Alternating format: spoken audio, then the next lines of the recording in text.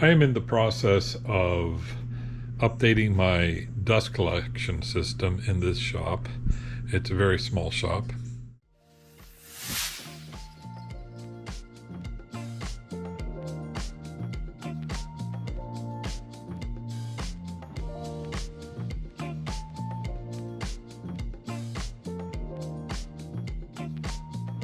So far, I updated the cart my dust collection system sits on. There's a couple small mistakes that are repairable, but other than that, I think it came out all right. The garbage can here is going to be part of it, and I am going to add a dust separator to it so that I can not have to replace this bag, which is a bit of a pain in the neck as often. So I purchased this cyclonic separator some time ago on sale at one of the woodworking stores relatively near me. It was on sale and it was a pretty good price, so I don't know if it's any good, but I hope it is. So that's what I'll be doing today. I will be installing this. On the side here, you can see that it's been a while since I bought it and it's been stored.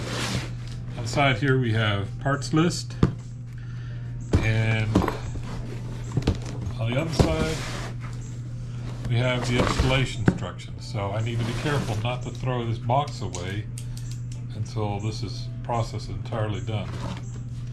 I have not opened this yet. This is the first opening, so my reaction is my reaction. Now, please note, I bought this with my own money.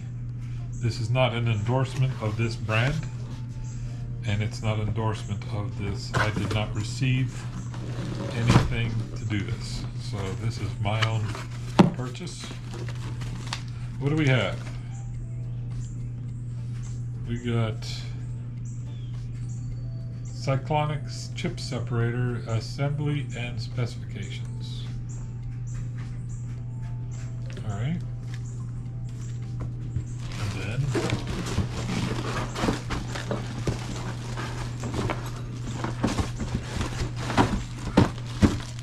we have this very interesting looking chip separator.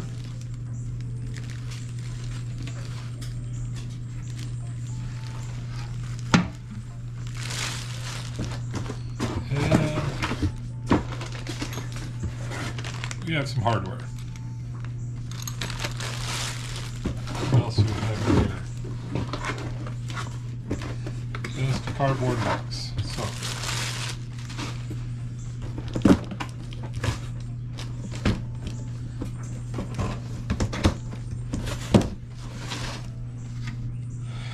that's a pretty interesting looking thing here. I wonder if it's any good. So what I assume is happening here is that it has these fins here with the theory that it's going to get this air moving sideways, sort of like the vertical chip separators that you see, the vertical cyclones. And then it's got this red ball in the center, and so everything's moving, but it's slowed down the chips more than the air. So then the air has the ability to go in and make its adjustment, where the chips are going to want to go straight. They got mass, so they're going to try to keep going the same direction. And then they hit this wall, and then they'll just fall through this hole. That's the theory, at least. So looks like a good theory.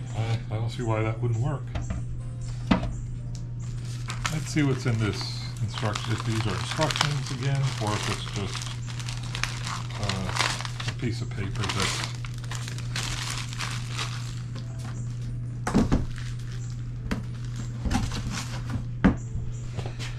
Alright, so one of the things they're wanting you to do is buy the jet container. I bought in a metal garbage can.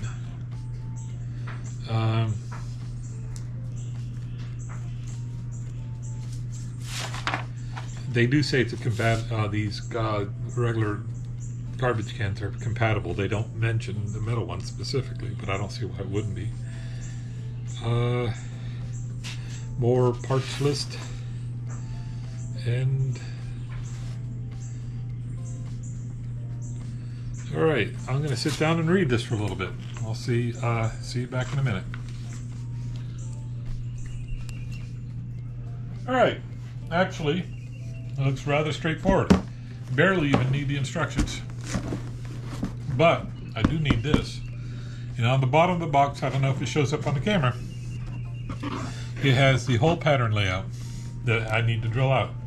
So what I'll do is I'm going to cut this out, tape it onto the lid I'm going to use, and we'll get going.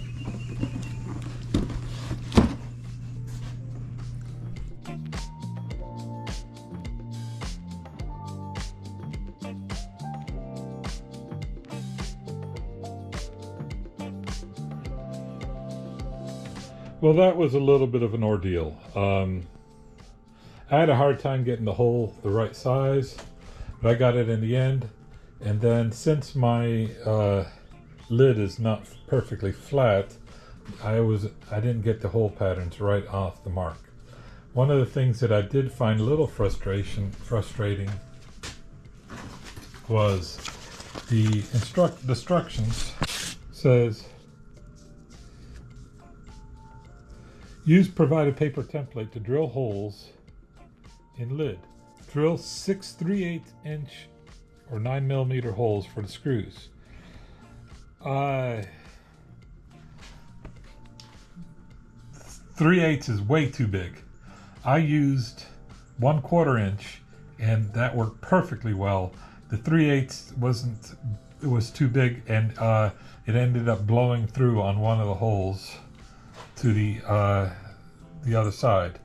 The other thing I'm going to do at some point, not right away, is I'm going to go ahead and run a bead of caulk around this edge to tighten it.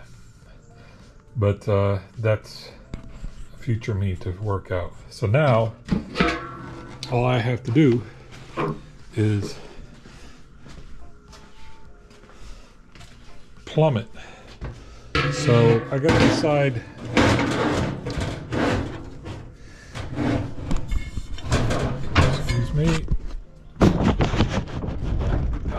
I got to decide which way I want this pointing. I'm thinking pretty much the direction it's pointing right now will probably be best. And once it's plumbed, we'll try it out, see what it's like. Now I have everything set up, it's all hooked up, and I'm ready to give it a trial run. We'll see how that works. So I already determined that the suction of this is about the same as it was before, so I'm pleased. So let's see what happens.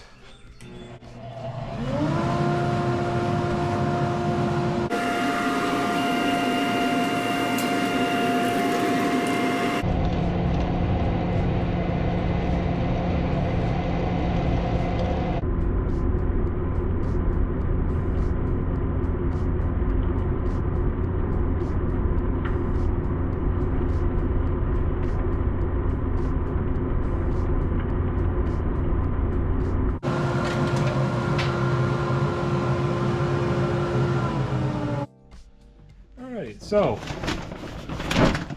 after all that vacuuming, which wasn't that much, the bag is still empty. So that's good. Let's see how the garbage can looks.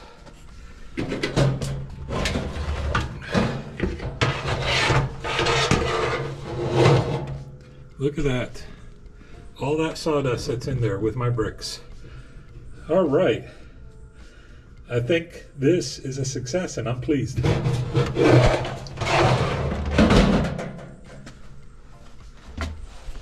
I've been doing a little bit of cutting today on the table saw, and a little bit yesterday on the bandsaw since I had this entire thing set up. Cut enough. So this is a result of 1 day's worth of woodworking. There's a little bit of sawdust in the bottom of this bag. This is not an empirical test by any stretch of imagination, but it is comforting. And then in the bucket, there's quite a bit more sawdust. So all of this would have been in that bag. So that's good news. I think I am going to make one more modification, but I'm not going to do it on TV or on this screen here. And that is, I'm going to put some rubber weather stripping, some wide weather. I'm going to put some wide rubber weather stripping on the bottom of this lid so that it'll seal a little bit better, because I suspect a certain amount of the fact that it's bypassing is because the vacuum is probably pulling in through here too. So I'll do that. We'll proceed.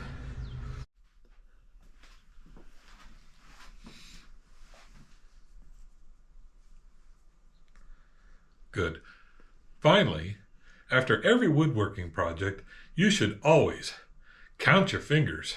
You end with 10. Good job. Great, maybe I won't get so dusty anymore.